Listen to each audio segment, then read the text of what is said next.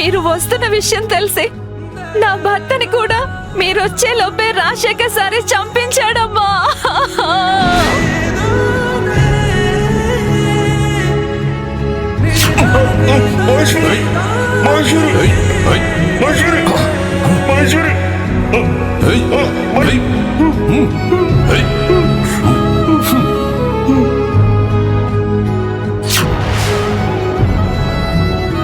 చివరికి ఆ దుర్మార్గుడు నన్ను కూడా వదలలేదు ఆదిబాబు. నేనెక్కడ నిజం చెప్తాను అని భయపడి నా వల్ల ప్రమాదం అని కనిపెట్టి కళ్యాణ మండపంలో నేను చేయని నేరానికి నా మీద దొంగతనం నేరం వేసి వెళ్ళగొట్టాడు.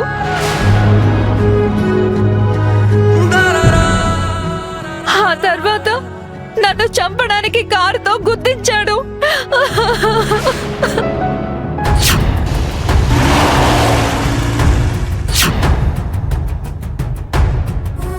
నన్ను క్షమించండి అమ్మా. అరవింద్ బాబును చంపి మీకు లేకుండా చేసినందుకు ఆయన పశ్చాత్తాపంతో కుమిలిపోయి ఆసుపత్రి పాలయ్యాడు.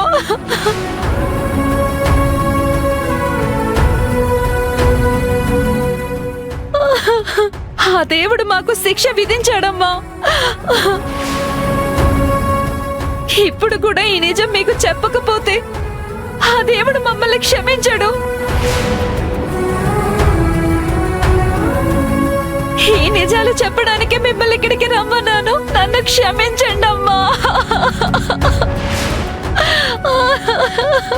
నన్ను క్షమించండి అమ్మా.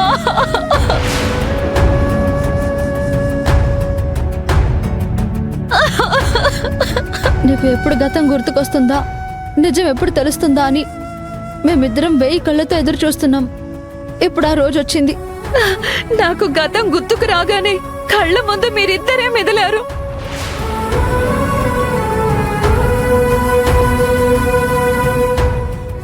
ఇంకా ఆలస్యం చేయడం మంచిది కాదని వెంటనే బయలుదేరొచ్చాను.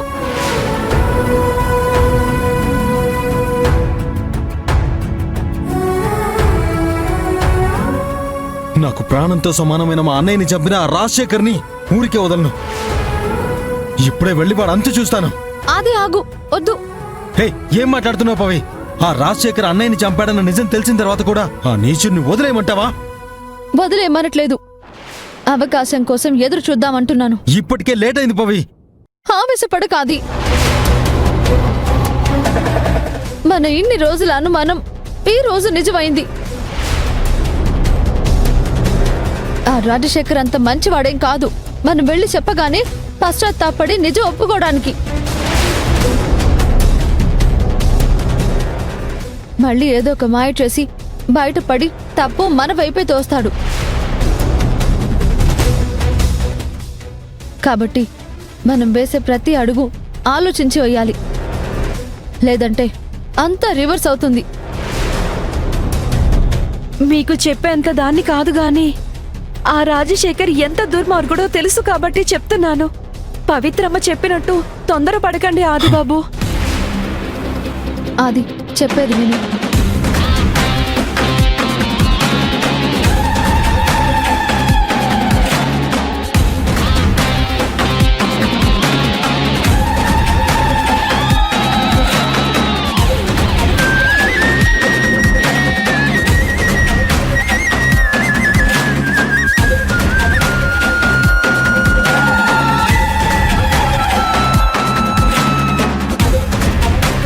సరే,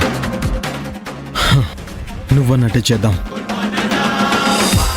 మహేశ్వరి, నువ్వు మాతో ఉండడమే మంచిది. మాతో ఇంటికొచ్చేయ్. వద్దమ్మా. నువ్వేం భయపడకు, మేమున్నాం. మా మాట విను. పద పద.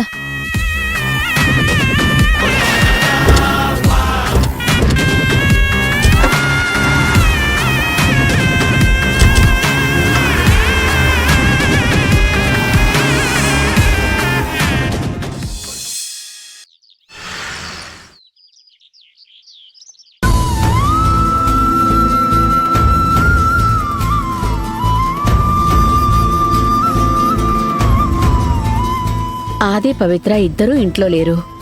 ఒక్క మాట కూడా చెప్పకుండా ఎక్కడికి వెళ్ళుంటారు?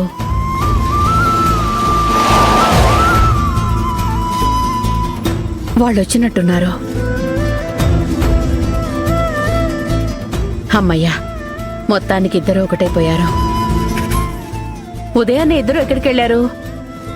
మహేశ్వరి ఫోన్ చేస్తే తీసుకురావడానికి వెళ్ళాం. మహేశ్వరి వచ్చిందా?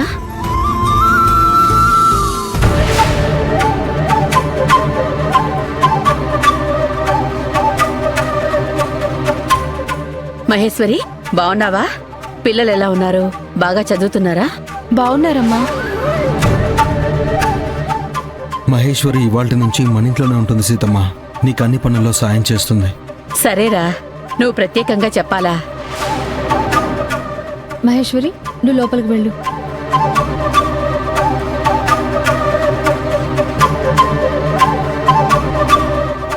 అమ్మ పవి, మీ ఇద్దరు టిఫిన్ తిందురుగాని రండి.